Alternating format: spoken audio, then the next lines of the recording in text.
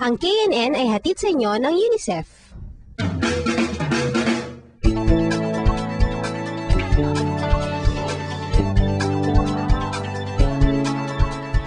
Ito na ang pangatlong araw ng training at siguradong marami nang natutunan ang mga KNN reporters. At para makibalita sa kanila, kasama ngayon ni Apple si Pauline ng Camarines Norte Bureau. Hi Pauline, kanina mukhang seryoso ang talakayan niyo. So bilang isang KNN reporter, paano ba kayo makakatulong sa pag-promote ng human rights? Bilang isang KNN reporter, masasabi kong vital ang role na ginagampanan namin mga media sapagkat isa kami sa mga advocates na nagsisilbing tulay upang malaman ng tao ang kanilang karapatan. Tama! Dito sa KNN, sinusulong natin ang mga karapatang pambata tulad ng karapatang makapag-aral. Sa unang report, nakilala ni Angelo ng Manila Bureau ang isang kahanga-hangang guro na nagtuturo ng libre. Take note, libre! Panoorin natin to.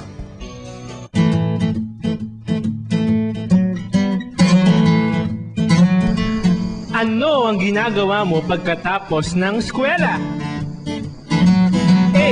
Mag-computer at mag-internet. B. Gumimik kasama ng barkada.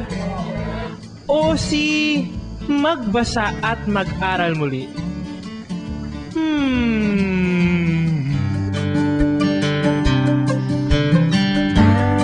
Kung ang mga bata dito sa Sityong Matuod-Lian, Batangas ang tatanungin, hindi natatapos sa eskwela ang kanilang pag-aaral. Ang mga batang ito na edad 4 hanggang 15 ay karaniwang mga anak ng mga mangingisda o ng mga katiwala ng mga rest house dito sa Batangas. Sila ang bumubuo sa tinatawag nilang Matuod Free School. Okay, ano ang pangalan ng school natin?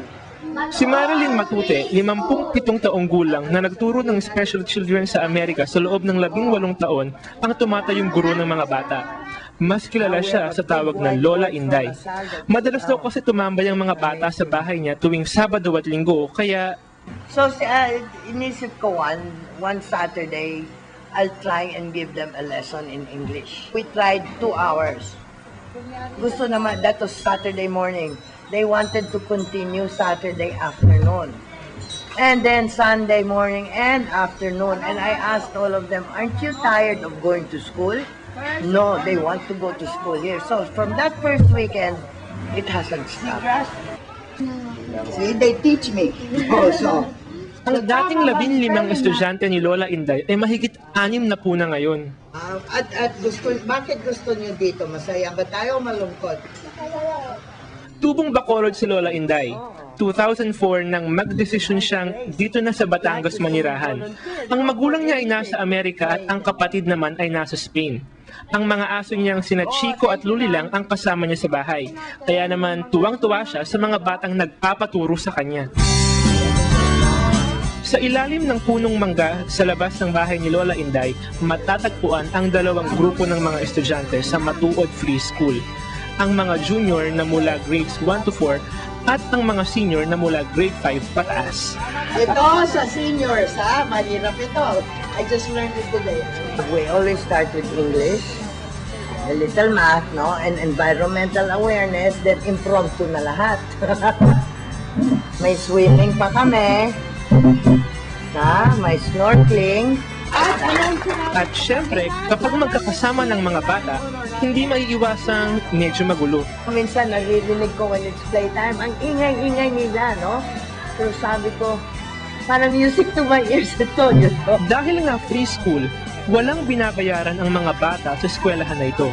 Ang kanilang simpleng uniform at mga gamit tulad ng whiteboard ay donasyon ng mga nakakarinig tungkol sa magandang ginagawa ni Lola Inday sa Matuod Free School.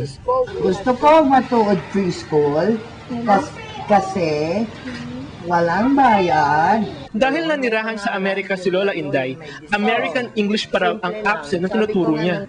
Heto nga at nagpasiklab pa si Grace, ang isa sa kanyang estudyante. What is your name? My name is Grace. And how old are you? I'm 15 years old. Okay. And who is your mother? My mother is Marcela. And then I teach them the diction, no? Like before it was 1, 2, 3, 4, 5, 6, 7. Oh, wala.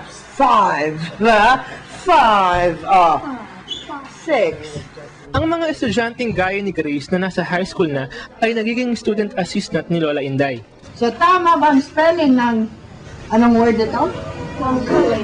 Tulong-tulong ang mga bata rito kapag alam nilang magsisimula ng klase, mula sa pag-aayos ng whiteboard hanggang sa pagkuha ng mga gagamitin sa pag-aaral. Pero hindi lang basta English at Math ang lesson ni Lola Inday. Dahil nasa baybayin sila ng Talimbay, tinuturuan din niya ang mga bata tungkol sa pangangalaga ng kalikasan. Pag-isipahin po ang mga corals. Corals, ano pa? Mangroves. Mangroves, Patricia, Seagrass. seagrass, cherry, Seaweed. seaweeds. At bakit lahat yan kailangan natin? Lahat? Diba? Pareho ng mga daliri natin. Kung wala isang daliri, mahirapan tayo maggamit ng kamay. Sa katunayan, meron na sila ritong Kiddie Turtle Patrol. Sa pangalan pa lang, alam na nating sila ang nangangalaga sa mga pagong, lalo na kapag ito'y nangingitlog. Kapag napisa na ang itlog, ay dinadasalan pa ito ng mga bata. Make a wish for the turtle, Patricia. Sana po hindi po mahuli sa lampas. Okay. Cherry. Sana po hindi sila matubunan ng mga basura. Ako naman, sana naman hindi sila madinamita. At hindi lang sa libro o whiteboard natututo ang mga bata rito. Ginagamit din nila ang telebisyon at pelikula sa pag-aaral ng kalikasan. Once in a while, we get film clips about yung dugong, Finding Nemo, Shark Tale. Mag-iisang taon na ring tumutulong si Lola Inday sa mga batang itinuring na niyang mga anak. Sometimes I ask, what have I done? What have I created? Pero okay lang sa akin, it gives you a feeling that you cannot describe. When you see all the kids. And the eagerness kasi, eager sila to learn. That's what keeps me going. Talagang gusto nila. Ang dedikasyon at syaga ni Lola Inday sa pagtuturo sa mga batang ito ng Sitio Matuod ay nagbubunga na. Ngayon, mas nauunawaan ng mga bata na hindi kailanman nakakapagod ang mag-aral at matuto. Hindi lamang ng mga aralin sa eskwela, kundi pati na rin kung paano mapangangalagaan ang ating napakagandang kalikasan.